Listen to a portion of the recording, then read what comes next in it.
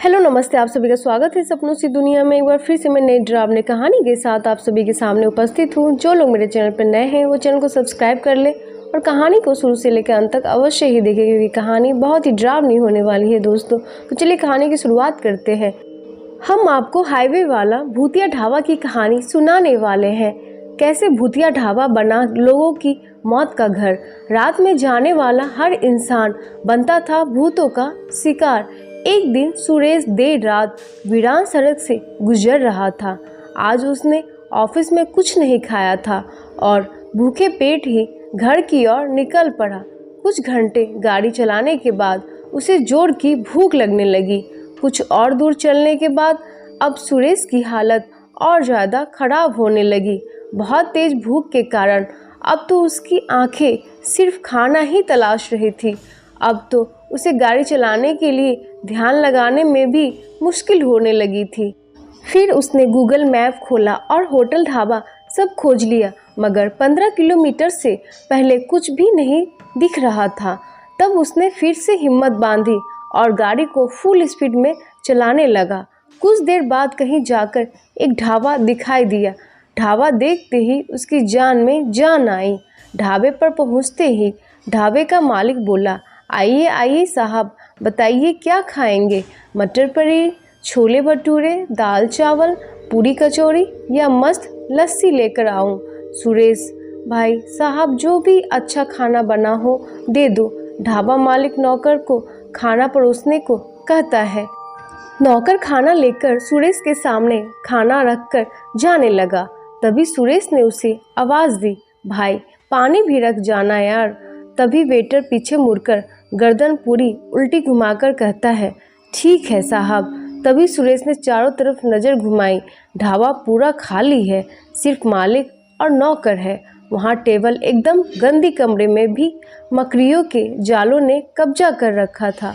सुरेश बहुत डर गया। यह सब ढाबा मालिक देख रहा था। उसने तुरंत सुरेश को समझाया। मालिक ने कहा, यह भूतिया ढाबा नहीं है, यह तो बस रामू है ना, हर बार का यही नाटक होता है। इसका असल में यह होगा बहुत ज़्यादा योगा करता है तो इसकी गर्दन लचीली है। और देखो आज फिर से डरा दिया, इसको निकाल भी नहीं सकते ना। यहाँ वीरान जंगल में कोई आता भी नहीं काम करने। बाकी टेबल गंदा है क्योंकि ज़्यादा लोग आते नहीं यहाँ। हालांकि लोग कहते ज़रूर है इस रास्ते पर होटल ढाबा बहुत चलता है, मगर असल में लोग यहाँ आते ही नहीं। गाड़ियाँ धूल उड़ाते हुए निकल जाती है। सुरेश सब समझ जाता है और वह बिना कुछ बोले रोटी, दाल चावल, छोले पनीर और फिर लस्सी सब चट कर दिया। खाना खाते ही सुरेश को नींद आने लगी। इतने में ढाबा मालिक खुद ही बोला, ढाबा मालिक अब रुक जाओ, सुबह जाना, रात में इस रास्ते से जाना ठीक नहीं है। सुरेश, ऐसा क्यों? आगे क्या लुटेरे हैं? क्या ये रास्ता सुरक्षित नहीं है? ढाबा मालिक, ना, अब आगे उससे भी ज़्यादा खतरा है। मैंने कहा था ना कि इस रास्ते पर लोग कम आते हैं। इसीलिए कम आते हैं क्योंकि रास्ता भूतिया है। 10% लोग ही यहाँ से बाहर निकल पाते हैं, बाकी बेमौत मारे जाते हैं। सुरेश, आखिर ऐसा भी क्या इस रास्ते पर है? सुरेश, इस रास्ते पर आगे 50 किलोमीटर बाद एक बड़ा ढाबा पड़ेगा। वहाँ असल में कोई ढाबा नहीं है, कुछ भूतों का बनाया हुआ भ्रम जाल है। बहुत पहले वहाँ एक ढाबा हुआ करता था। ढाबा मालिक और उसकी पत्नी और उसकी एक जवान बेटी ढाबा चलाते थे। तभी एक दिन रात में करीब 2 बजे वहाँ कुछ लड़के आए। उन्होंने खाना मंगवाया तो ढाबे मालिक की जवान लड़की खाना देने आई, जिसको देखकर सारे लड़के की नीयत बिगड़ गई। उन्होंने लड़की के माता पिता को बंधक बना लिया। उस लड़की से बदतमीजी की कोशिश की। लड़की के पास टेबल पर चाकू था, जिससे उस लड़की ने आत्महत्या कर ली। अपनी बेटी की मौत उसके माता पिता नहीं देख सके, उन्होंने भी ढाबे पर ही खुदकुशी कर ली। लड़के तुरंत फरार हो गए। पुलिस को कोई सुराग नहीं मिला तो आत्महत्या करके केस बंद कर दिया गया।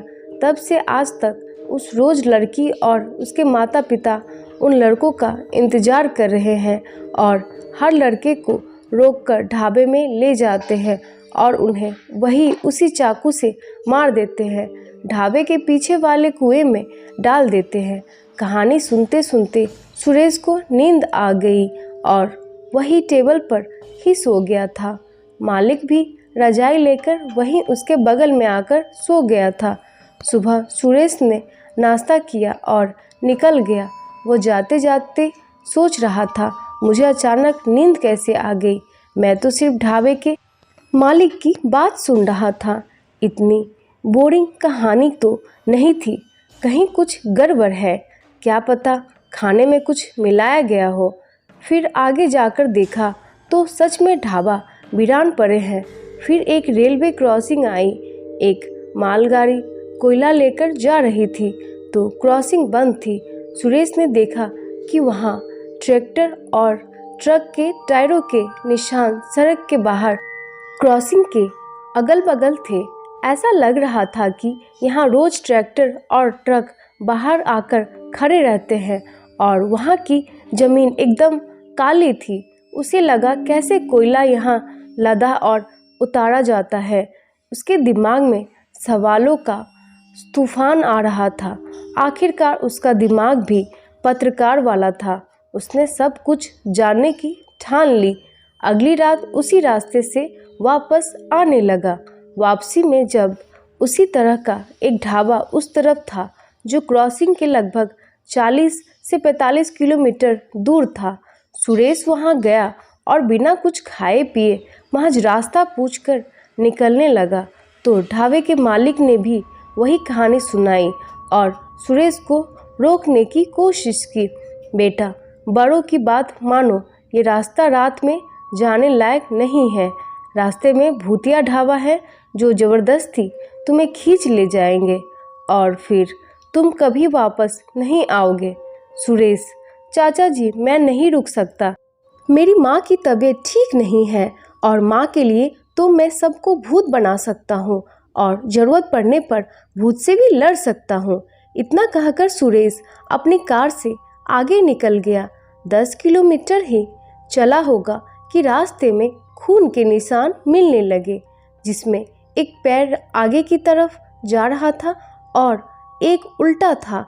यह देखकर सुरेश डर गया और फिर गाड़ी को स्पीड बढ़ा दी। कुछ दूर जाने पर खून के निशान बंद हो गए, लेकिन खंबे पर लगी लाइट चालू बंद होने लगी और बंद हुई हो गई। अब गाड़ी की स्पीड और धीमी करनी पड़ी।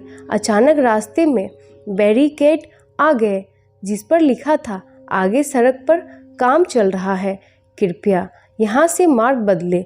और कुछ दूर आगे चलने पर अजीब गरीब लोग हवा में उड़ रहे थे।